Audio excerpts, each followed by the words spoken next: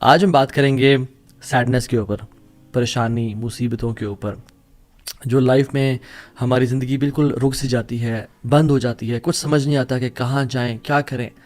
So don't be sad, یہ ہمارا آج کا ٹاپک ہے.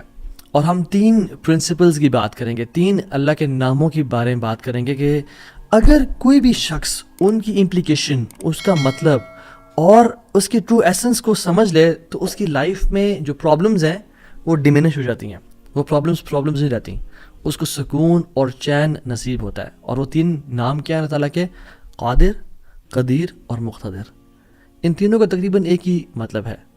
قاف، دال اور را کا روٹ ورڈ ہے. قادر قرآن میں 12 دفعہ آیا ہے، قدیر 45 ٹائمز آیا ہے اور مقتدر 4 دفعہ آیا ہے. وچ شوز کہ اللہ سبحانہ تعالیٰ ہر چیز پر فل قدرت رکھتے ہیں. اللہ تعالیٰ ہر چیز پر قادر ہیں. اللہ تعالیٰ اسباب کے محتاج نہیں ہے.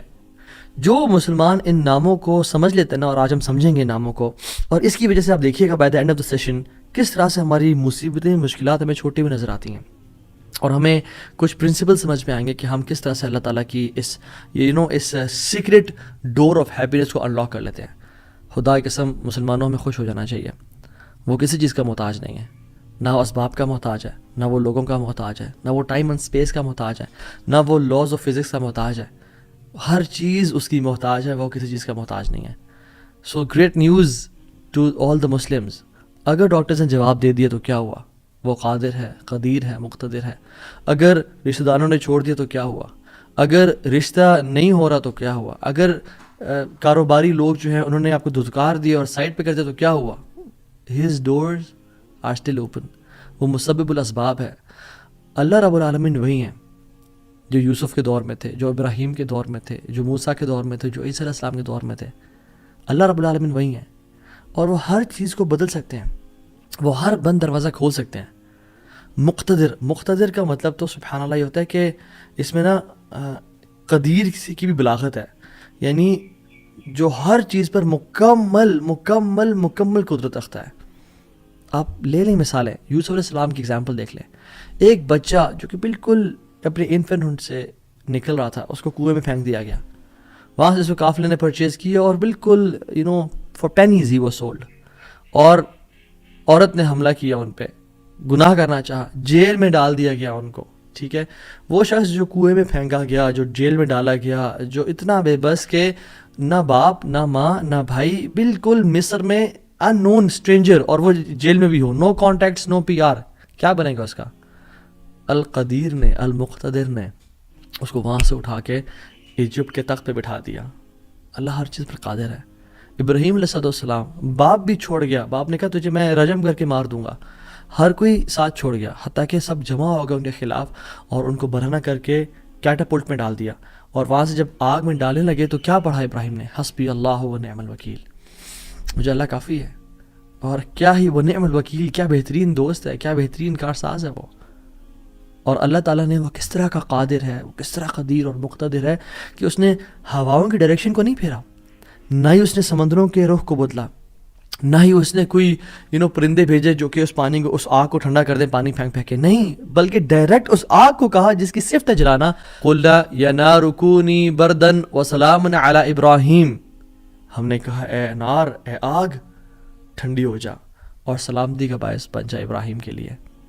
کچھ روایات میں تو یہ بھی آتا ہے کہ ان کی صحت کے بھی کچھ ارچہ کلام ہے کہ ابراہیم علیہ السلام سے پوچھا گیا کہ سب سے بہترین مومنٹس آپ کی زندگی میں کون سے تھے؟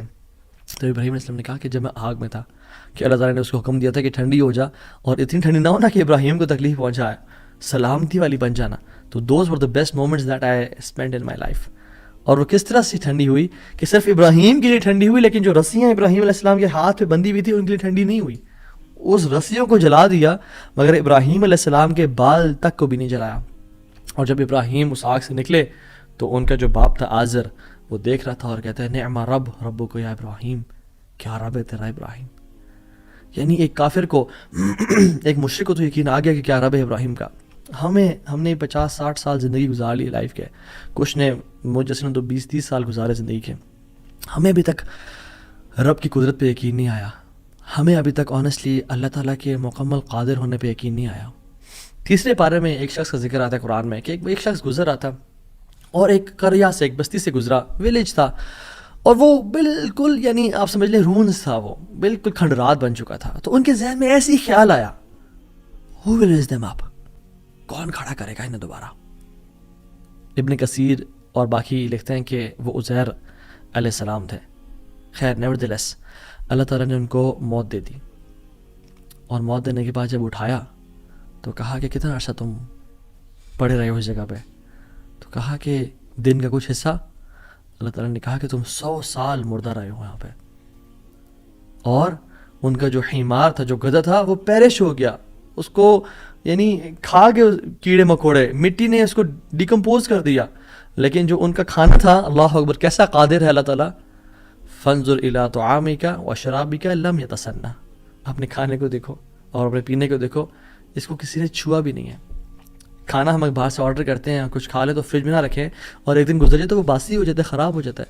ایک دن کھانا برداشت نہیں کر سکتا, لیکن 100 years گزر گئے, کھانے کو کسی نے چھوا بھی نہیں. اور جو حمار تھا, جو گدھا تھا ان کا, وہ بالکل پیرش کر گیا اور ڈیکمپوز ہو گیا. اور عزیر علیہ السلام کے نظروں کے سامنے اللہ نے اس کو دوبارہ کھڑا کر دیا. کیا کہتے ہیں سب دیکھ کے, اللہ کی قدرت کے مناظر دیکھ کے, جب اللہ کی کامل قدرت دیکھی اور اتھارٹی اوور تھنگس دیکھی, تو کیا کہا؟ قلنا اعلم ان اللہ علی کل شیء قدیر. قال اعلم ان اللہ علی کل شیء قدیر, میں جان گیا ہوں کہ اللہ تعالیٰ ہر چیز پر قادر ہے. واللہ العظیم میرے بھائیو اور بہنوں, اس سینٹنس میں نا بڑا مزہ ہے, بڑی لذت ہے, بڑا نشہ ہے. اگر انسان جان لینا کہ میرا رب ہر چیز پر قادر ہے, تو خدا کی قسم ہماری پریشانیاں, ٹینشنز, انزائٹی سب ختم ہو جائے گی. تو آپ نے گھبرانا نہیں ہے انشاءاللہ, ٹھیک ہے.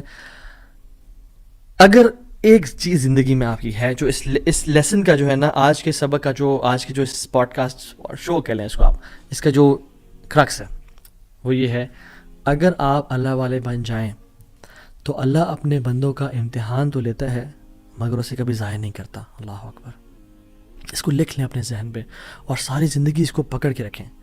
اگر آپ اللہ والے بن جائیں تو اللہ سبحانہ و تعالیٰ اپنے بندوں کا امتحان تو لیتا ہے کہ میرا بندہ سچا ہے یا نہیں, میرا ہے یا نہیں, لیکن خدا کی قسم کبھی ضائع نہیں کرتا.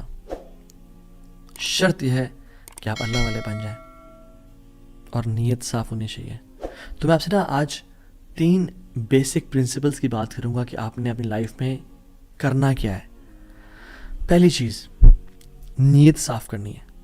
اگر آپ اللہ والے بن جائیں اور اپنی نیت آپ صاف کر لیں, اللہ تعالیٰ آپ کو کبھی ضائع نہیں کرے گا.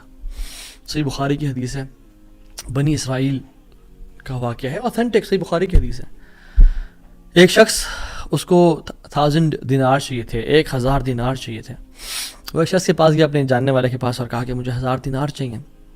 تو اس نے کہا کہ ٹھیک ہے میں تجھے دے دوں گا, بس تو ضامن ایک لے آ جو اس کی ضمانت دے, اور گواہ لے آ, میں تمہیں دے دوں گا, مجھے پرابلم نہیں ہے. وہ شخص مسکین تھا, کوئی اس کے جاننے والا نہیں تھا, لیکن اللہ والا تھا وہ. اس نے کہا دیکھ میری بات سن, میرا ضامن بھی اللہ ہے اور میرا گواہ بھی اللہ ہے, میں اللہ کو گواہ بنا کے کہہ رہا ہوں کہ میں تمہیں واپس کروں گا. اس کو اس بندے کی تقوی پہ یقین آیا, اور اس نے کہا کہ چلو میں دے دیتا ہوں, یہ اللہ کو گواہ بنا رہا ہے, اتنا بڑا جھوٹا تو نہیں ہوگا. اور یہاں پہ آئی پاز, میرے بھائیوں بہنوں, پاکستان کے لوگوں, انڈیا, بنگلہ دیش, جہاں سے بھی لوگ دیکھ رہے ہیں, اللہ کا نام لے کے نہ کبھی کسی کو دھوکہ نہ دو. ویسے بھی دھوکہ کسی کو نہیں دینا چاہیے, لیکن اسپیشلی اللہ کی قسم کھا کے یا اللہ کا نام لے کے کسی کو دھوکہ نہ دو. یاد رکھیں